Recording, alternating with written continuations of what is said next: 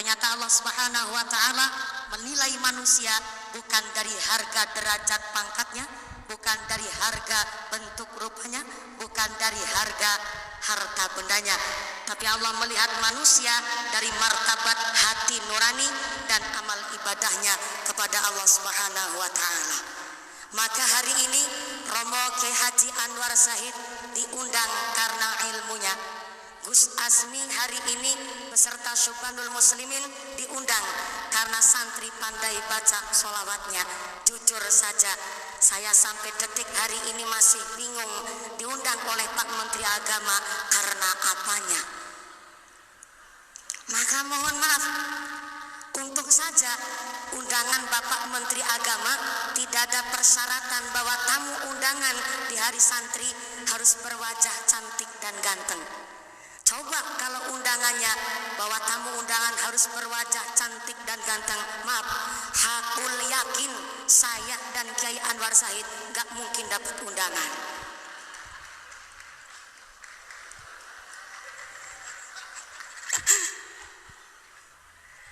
Maaf Kiai.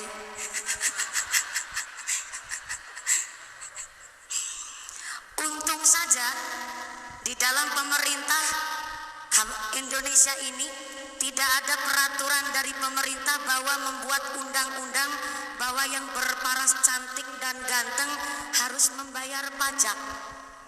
Kalau yang cantik dan ganteng harus bayar pajak, Gus Asmi bayar pajak, hakul yakin saya dan Kiai Anwar Said bebas bayar pajak. Maka dari sini alhamdulillah kemarin telah diresmikan PMA, Peraturan Menteri Agama nomor 73 tahun 2022, bahwa yang namanya bersiul sampai merayu ataupun menatap dengan syahwat termasuk dalam kategori kekerasan seksual.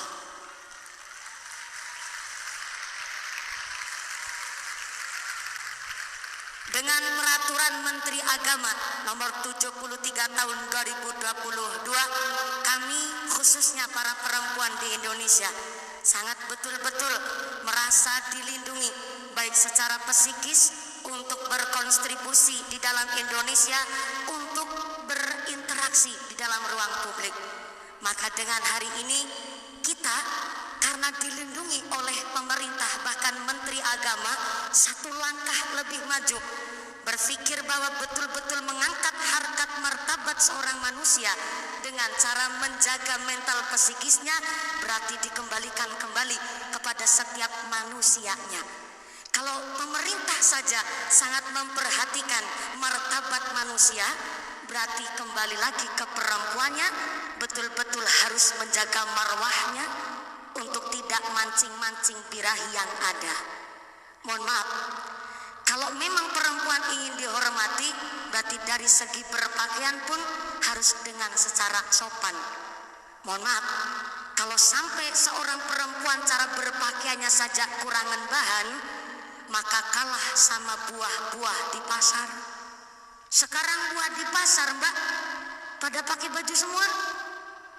Buah apel pakai baju, buah pir pakai baju, buah jeruk pakai baju, buah anggur pakai baju. Sampai di kampung saya Cilacap, nangka bergelantungan aja pakai jaket.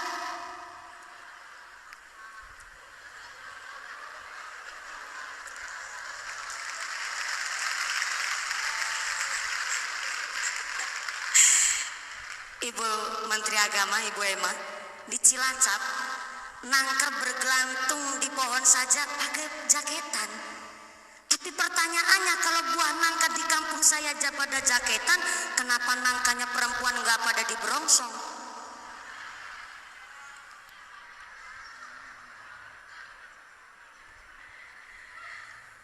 Maka hari ini kita sebagai seorang santri harusnya bangga, karena kita di pondok pesantren, Masya Allah, betul-betul menjaga marwah seorang perempuan.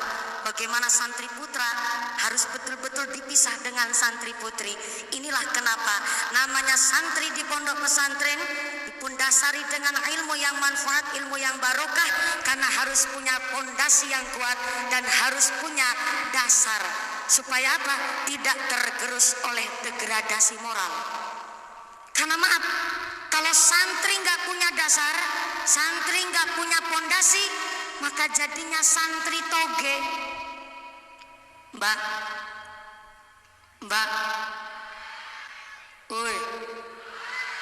Mbak, ada santri namanya santri toge.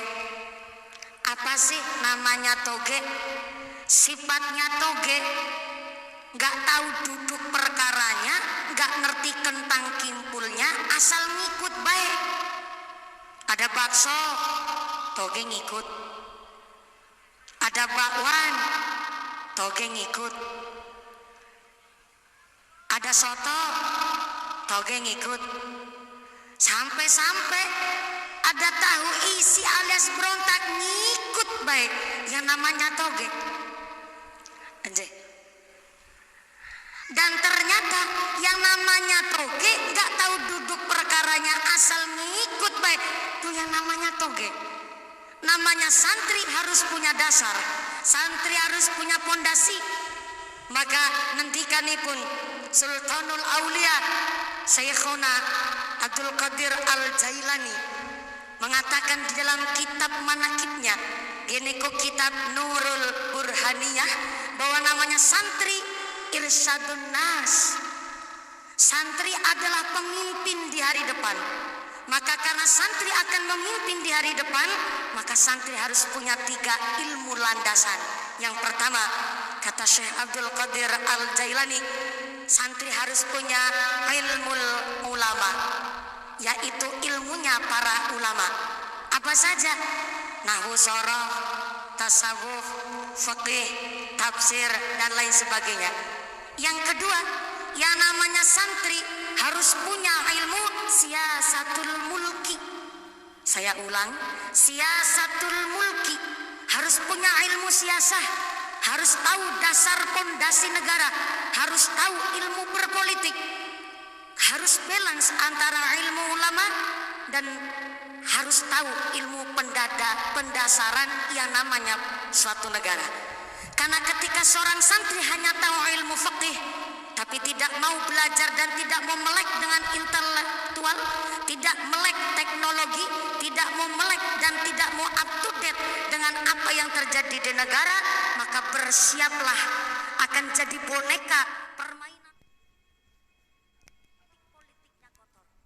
Dan sebaliknya, kalau hanya seorang santri taunya ilmu politik tanpa didasari ilmu fikih, maka bersiaplah akan memunculkan gerandong-gerandong di masa depan. Apa itu gerandong-gerandong di masa depan? Seorang berpolitik tanpa tahu dasar hukumnya, maka apa baik doyan. Maaf, di Inggris ternyata sedang terjadi krisis ekonomi. Sampai para siswa di Inggris penghapus saja dimakan, kertas dimakan karena saking krisisnya. Di Indonesia tidak ada krisis moneter, tapi ternyata ada orang yang berpolitik tapi tidak tahu dasar hukumnya, maka ternyata terciptalah gerandong-gerandong, aspal diuntat, semen diuntut, sampai wesi dilek, sampai serandal bedoyan.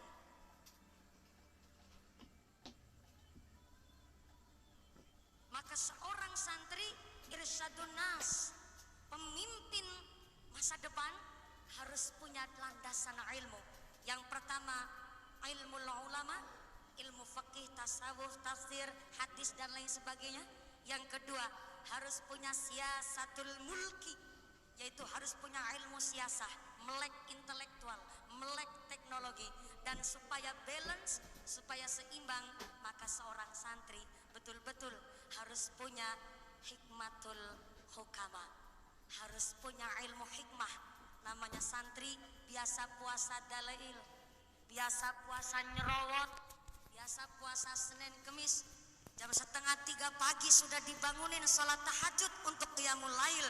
Inilah hikmahnya seorang santri untuk menjadi seorang menteri, cita-cita kepingin jadi seorang kiai, jadi apapun yang sukses, maka harus punya landasan pondasi supaya apa?